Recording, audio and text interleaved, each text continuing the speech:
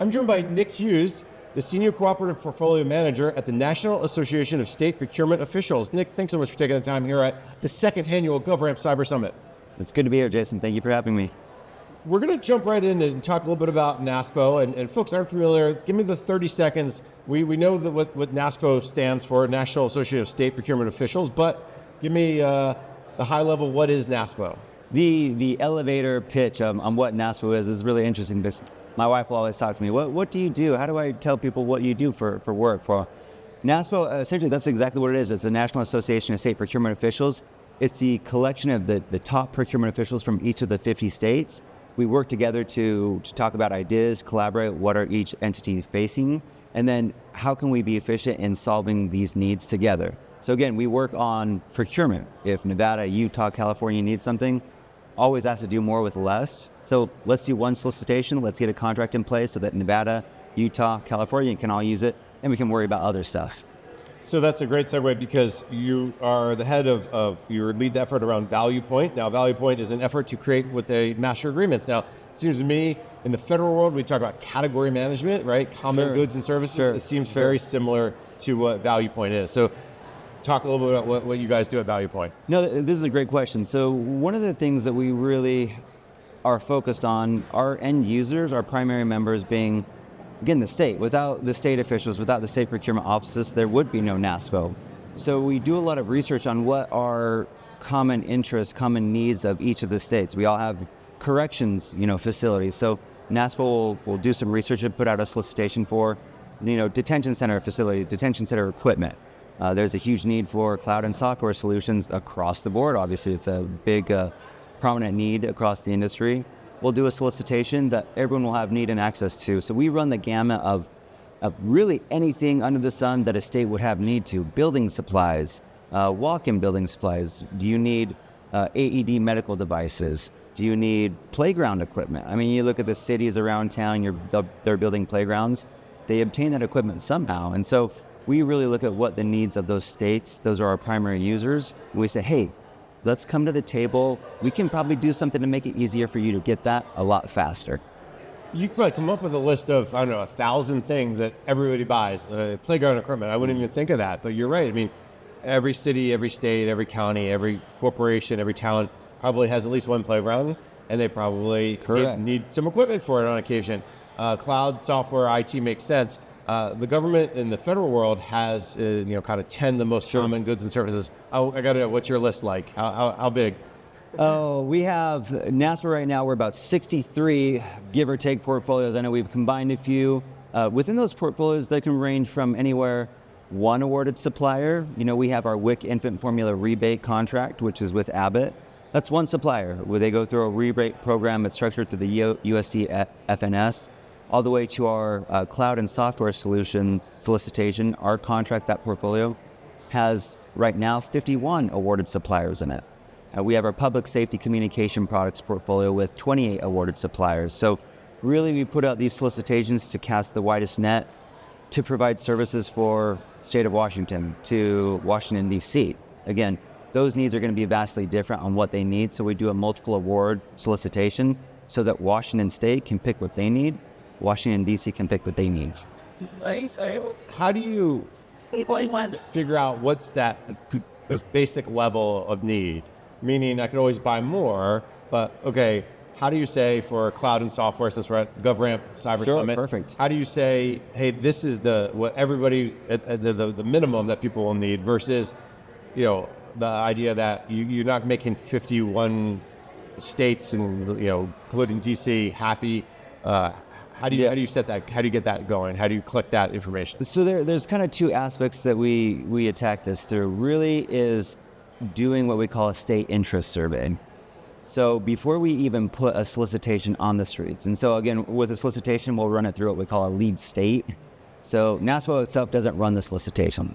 For cloud and software solutions, that's going to be the state of Utah. They're going to run it on their e-procurement platform. It'll all go, funnel through their statutes. But before we even get to that point, we will send out a survey to all of our primary members. Again, going back to the establishment of it's the top procurement official in each state, we'll send out a survey. We're considering this type of solicitation. What is your general need for this? What's your anticipated usage of this portfolio within the state? And so we get an assessment of okay, Utah came back with, we may spend on average about $15 million a year on this portfolio. California may be $150 million on the portfolio. And so we put all that information together. When we post the solicitation, we sum all that up and put it to the vendor community. Hey, you're intending on submitting a bid or proposal for this solicitation. The anticipated use may be 500 million, and that's just annually. And so we try to put that very clearly out there. With a cooperative purchasing organization, it needs to be very clear to the vendor community that there is no guarantee of use.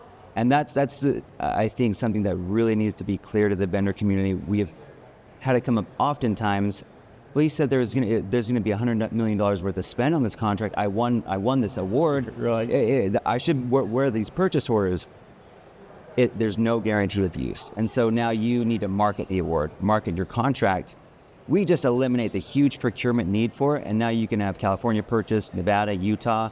That's just an estimate, but you could have 0 sales through the life of the contract. That's not on us. We put that burden on you to help market. We will market, but we don't want to be biased. We want to be very transparent, and we will provide the information out there. We're not going to market you as the contractor. We'll market the portfolio. Right. Yes. You market the idea of, hey, if you need to buy playground equipment, here's Correct. an easy place to buy it. Who you buy it from and what you want. You want a slide? Great. You want a swing? Terrific. You want jungle bar, jungle gym? Perfect. We don't really care. We just know that here's a place to find it. It's very similar to, well, again, I'll tag back to the federal world, the GSA schedules. Yes. Is it modeled after that? Did you guys look at the way the GSA schedules work? Because I know for years GSA schedules want to open up to state and local too. Yeah. So how do you ensure that, okay, we don't want to conflict or be in competition? And this is a really great question. One of the things that we've noticed in our research is that some states have different statutes regarding GSA and whether they can or cannot use GSA, to what extent they can. And so what we found is we really stick with the state procurement offices and go by their guidelines. And so not one state is the lead state for all of the NASPO portfolios, and that's really important. So I use Utah as an example because that's where I'm from. I came from the state of Utah Division of Purchasing for 7 years, been at NASPO for 3 years. But when we run a solicitation through Nevada, for example, we have to follow their procurement code, their procurement guidelines. And so if they have options for maybe a little bit more flexibility, then we can run with that flexibility. If they're a little bit more strict with what they can and can't allow, we have to follow their procurement rules. And so we follow, it's a lead state model is what NASPO calls it. If we run through California, we have to follow their guidelines, their scrutiny. And so we select which state may provide the best opportunity for vendors to participate. There are some states that may not be able to participate, or their procurement laws aren't as highly scrutinized. Again, it's just the variance. And so we select a lead state and then we go by their lead state rules. So are you now the expert? Do you know all 50 states plus DC's procurement laws? How close are you? On a few of them. I've certainly found subtle variations and differences, which are very unique. I'm like, why do you do it that way? That seems interesting. It really has opened my eyes to the vast differences in how state government is run. I was very biased, and Utah is great. I love how we run it. Seeing other states, I'm like, oh, that's really, really great. Another state, like, they're a little, I don't like the way that approach, but that has been established, and we still have to follow their procurement code if they are a lead state. And it makes sense to have a lead state. That puts less pressure on you. There's a specific need from that state that's driving this. And basically what you're doing is saying, hey, here's a need from playground equipment. I kind of like that idea. Mm-hmm. You're not going to find that in the federal world. And so, hey, we realize this is something everyone buys. Do you ever have an idea from a lead state that when you put that survey out, they come back and be like, yeah, nobody wants that, but that one state? Yeah, we have done that before. There have been a few where we assess the interest, and there's just not a lot of traction. And so, again, we're all strapped with bandwidth issues. What's going to be the biggest return on investment for where to put our resources? And so there's come back where, hey, not a lot of money, it's monopoly money, a couple $1 million here. We'll do a lot of research on what's forecasted within the industry. Is it going to change going from, putting EV charging stations out there? That's one that was just completed about a year and a half ago. Okay, we see this going in this direction. Obviously, presidential elections, different things may switch up that industry. But yeah, we have pulled back on a few of them. There was one where, hey, we're looking for, I'm trying to think it was, oh my gosh, I can't think of the name of it. But it was covered under another portfolio as well. So it's, hey, we're looking at this potential portfolio, not a lot of usage, but also it's covered under another portfolio. So really diving into portfolios to see the breadth of what they can accomplish. And lots of when you sign a contract, the contract can be broad enough. Oh, well, we can add that capability or that product or that service underneath this existing contract. Why do we have to go through another contract? Sure. I mean, the modification is something that I'm sure happens all the time. Yeah. And that, again, a really good point. I'll use the cloud and software solutions as an example. So this is going to be a 10-year contract. Again, this award will be announced within the coming weeks. It's really exciting, some of the things that we've done for it.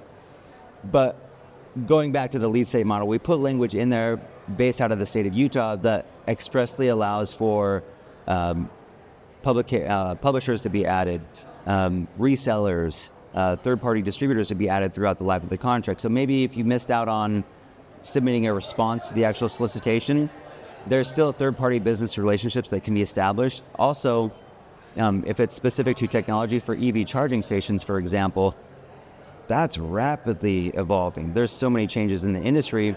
We allowed for, hey, if it's somewhat or substantially related to your award category, we allow for new and emerging items within this category that maybe weren't previously aware of, but they are in the awarded category to be added at a later date. So we don't want to just be stuck in, this was the scope that was solicited, we're stuck in the past, because that's not going to help government. Because the scope's changed, to your point, new and emerging technologies, especially when you talk about IT, cyber. It's a good segue to talk a little bit about cybersecurity as well. Now, I know you're part of the NASPO GovRAMP Procurement Task Force. They launched it back in October of 2023. They put out a recent toolkit to really bring procurement and IT kind of closer together.